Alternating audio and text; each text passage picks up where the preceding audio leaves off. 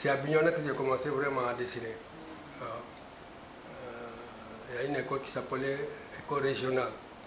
J'ai dessiné comme ça, pour le plaisir, comme ça, simplement comme ça. Je ne savais même pas qu'il y a une école des arts, tout ça, je ne savais pas. Mais c'était un plaisir de dessiner.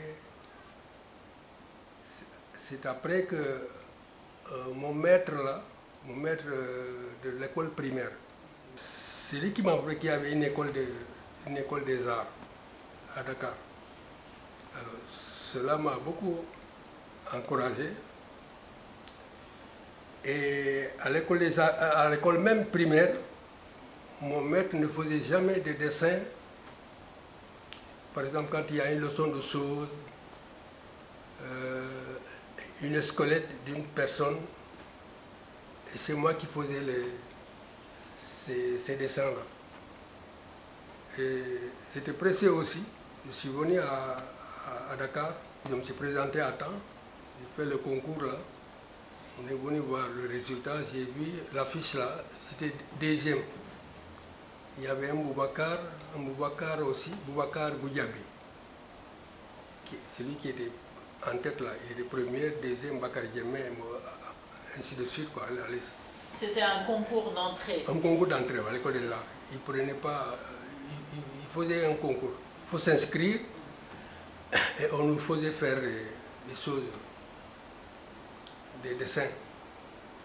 Mais donc ça veut dire que... Des dessins avec crayon, oui, avec crayon seulement, pas de peinture. Ouais. On est obligé de dessiner quelque chose qui est là en face de nous et dessiner aussi quelque chose librement. Vous pouvez créer quelque chose. C'est comme ça que j'étais admis là-bas à l'école des arts. Où est-ce qu'elle se trouvait à l'époque? Vous dépassez Sorano, juste vous sortez Corris et à l'école des arts. Je marchais de Grand Dakar. Vous connaissez Grand Dakar? Oui. Je marchais Grand Dakar à pied, tous les matins. J'habite à Grand Dakar, alors je comprends que c'est une sacrée distance. Tous les matins, il faut se lever tôt pour arriver là-bas à l'heure, à l'école des arts. J'ai eu comme enseignant Iban Ndiaye. Après il y a eu Vouni, je crois que c'est un Français. Le dernier c'était Gaffier. Lui c'est un jeune, Gaffier. C'est eux qui m'ont, voilà les trois professeurs là qui m'ont enseigné. Bon, avant je dessinais, mais à l'école des arts on nous apprenait qu'est-ce que c'est une décoration, qu'est-ce que c'est une peinture. Ouais. Mais on débute d'abord sur le crayonnage seulement, les premières années. On ne faisait que des crayonnages. La deuxième année, on commençait à faire la peinture à la gouache. Wow. Moi j'aimais dessiner, si vous voulez être peintre ou quelque chose comme ça. Vous saviez à ce moment-là, hein? À ce moment-là, vous aviez cette certitude-là que vous vouliez être un peintre ou vous vouliez être... Oui, je dessinais déjà. Je faisais des choses chez moi. Et c'est comme ça que j'ai eu la bourse. Il a vu que ces gens-là aimaient beaucoup ce qu'ils font. Il y en a qui aiment beaucoup. Voilà pourquoi, après les devoirs, ils continuent à faire autre chose. C'est comme ça que c'est nous qu'on a bénéficié. Et c'est logique. C'est logique. Il y en a qui sont venus pour apprendre à dessiner. Mais il y en a qui savaient déjà dessiner. Oui, ça fait deux. On peut aimer tellement le métier, mais d'autres sont venus. La seule différence, ceux qui travaillaient chez eux après le devoir, ça prouve qu'ils ont le métier dans le cœur. Ouais. Je partais à l'école et je faisais des maquettes de tissu. Là, j'ai commencé à avoir de l'argent. Ouais. Je vendais. Si le modèle est très joli, si les Libanais aiment le modèle, ils te payent la maquette. Je me rappelle, c'était 3000 francs, quelque chose comme ça. Pas plus de 3000 francs. Par maquette. À l'époque, 3000 francs, c'est beaucoup. C'était bien. Mais moi, quand j'ai commencé à faire les dessins là, pour les dessins de tissu, imprimés par la Sotiba, c'est comme ça que j'ai découvert la Nozoko. La Nozoko se trouvait sur la rue Raffonel, angle Grassland. C'est une société française qui s'est installée. Elle faisait les tissus imprimés par la Sotiba. Les Libanais avec qui je travaillais, je faisais les maquettes de tissus en allant à l'école, bien sûr, en allant à l'école des arts. Le week-end, le samedi, le dimanche ou la nuit, quand je suis à la maison, je faisais des maquettes de tissus. Le Libanais m'a amené à la Nozoko. Il m'a présenté là-bas le directeur de la Nozoko. Il a vu les modèles, il m'a dit tiens, ça c'est intéressant. Bon, c'est eux qui m'ont engagé. Ils m'ont dit si vous voulez. Alors vous avez quitté l'école à ce moment-là? Oui. Ou bien vous aviez fini? J'ai fait déjà 3 ans. C'est la 4e année que j'ai découvert la Nozoko.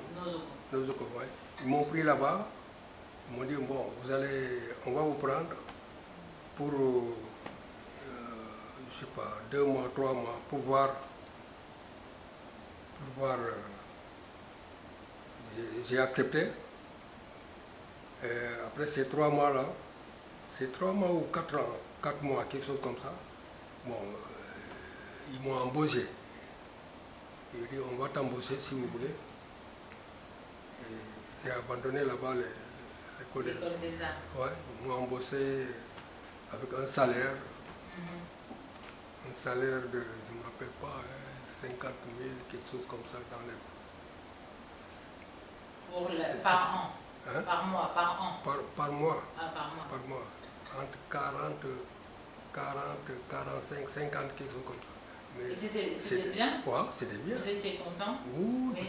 J'étais content. Et j'ai fait là-bas, c'est là-bas où j'ai eu le diplôme là. La médaille. La médaille, oui, la médaille. Moi, j'ai commencé vraiment à faire les tableaux quand j'étais à la Nozoko. Oui. Bien vrai que j'étais employé là-bas, je travaillais régulièrement. Je travaillais le week-end à la maison. J'ai plus créé, parce que même à la Nozoko, on ne nous donnait pas des sujets. À la Nozoko, on faisait que des créations. Chacun créait. Moi et mes amis, il y avait une fille, une Française, il y avait un ami, un promotionnaire de l'école des arts. Nous étions 3 dessinateurs là-bas à la Nozoko. Chacun créait ses modèles. Chacun créait ses modèles. Et quand nos clients viennent, nos clients qui sont les Libanais, ils choisissent les modèles, on les dépose à la Sotiba. À la Sotiba, il y a des dessinateurs comme nous, des graveurs qui vont graver ces dessins-là uniquement pour la Nozoko. En dehors de la Nozoko, chez moi, ce sont des créations. Tout ce qui me vient, la vie quotidienne, ce que je vois, c'est ça qui m'inspire. Ouais. Ce que je vois, la vie quotidienne des Sénégalais, les sujets que je vois, je me mets tout de suite à crayonner. Je fais des brouillons, après sur la grande. Bon, si je trouve que quand ça me plaît beaucoup, maintenant je fais un agrandissement. Ouais. Des fois je travaille directement sur le papier, directement. Si je trouve que si ça me plaît beaucoup, en ce moment-là, je vais l'agrandir. Je sais déjà, l'idée est déjà là, quoi. Comme pour la même technique que pour les tapisseries, alors. Il y a une technique pour la tapisserie. Si vous voulez que ça soit tissé, Parce qu'il y a une façon, donc la tapisserie ne peut pas faire ça. S'il y a beaucoup de nuances là, il ne faut pas faire les nuances. Parce que j'étais déjà à la Nosoko d'abord, je participais déjà à les expositions, les biennales sénégalaises. Maintenant, il n'y en a plus, il y a la biennale internationale. Avant, chaque année, il y avait le musée dynamique. Le salon des arts. Oui, je participais à les salons des arts sénégalais. Oui, le salon national. Oui, la manufacture demandait des cartons. Alors le ministère lançait des concours. C'est comme ça que vous avez commencé à travailler? Voilà, j'étais déjà à la Nosoko. Quand Senghor m'a sélectionné les trucs que vous avez vus dans les bouquins là, j'étais déjà à la Nosoko. Je faisais déjà des cartons, des tableaux. Ouais, je commençais à vendre là. Donc et la galerie Athéna, le directeur de la Nosoko, comme c'est des Français, et la galerie Athéna, la patronne, elle est française aussi, Madame Everley. Le directeur de la Nosoko, il m'a amené là-bas, à la galerie Athéna. Il m'a dit, voilà, c'est un dessinateur, c'est mon dessinateur, il fait des créations de modèles de tissu, mais il fait des tableaux. Alors, voilà, quand je l'ai amené ici, pour qu'il vous montre ce qu'il fait là. C'est comme ça qu'on a signé l'accord. J'ai déposé mes œuvres à la galerie Athéna. Tout ce que je faisais là, il m'acceptait. C'était bien, c'était vraiment... C'était qui a acheté les œuvres?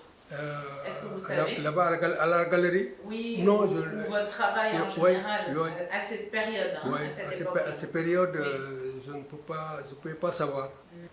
Et quand vous aviez participé au Salon national des arts, est-ce que ça a été pour vous des moments de rencontre, des moments où vous avez... Oui, c'est là où j'ai connu beaucoup d'artistes, seulement pendant l'exposition.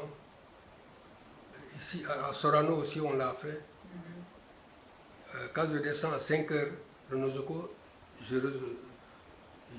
j'allais directement à Sorano. Oui. J'ai beaucoup vendu là-bas pendant les expositions. C'est nécessaire que moi aussi j'ai regardé les anciens, ceux qui m'ont enseigné les Bandia, les peintres français. Ouais, c'est intéressant quoi. Les Picasso là, je lisais beaucoup les bouquins là, de Picasso. Il y a Van Gogh, c'est des Européens là. C'est important. Et, bon, ma modeste personne, je suis un homme simple, j'aime la simplicité.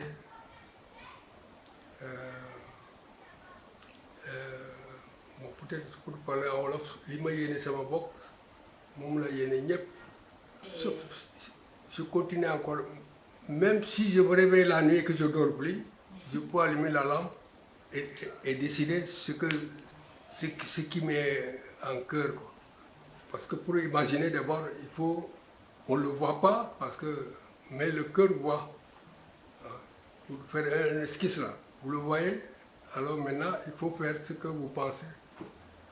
J'aime beaucoup, jusqu'à présent. Mon seul problème, ce sont mes yeux. J'avais des problèmes. Des fois même, je prenais une grande loupe là, pour regarder là, pour décider. La gouache encre de Chine, ça ne prend pas d'espace. Si vous travaillez sur le papier, ça ne prend pas d'espace. Effectivement. Oui, même, vous pouvez mettre une planche sur mon genou, ou dehors. Mais c'est une question aussi. Comment la famille a accueilli votre travail pendant ces années-là? Oui. Bon, peut-être, il y en a, ils aiment hein, des fois. Des fois, je fais quelque chose, ils disent que oh, c'est joli ça. Même ma femme dit, je vais acheter là. Je vais l'acheter. Là, je l'aime. Elle m'a dit plusieurs fois, je vais l'acheter. Elle n'a jamais acheté.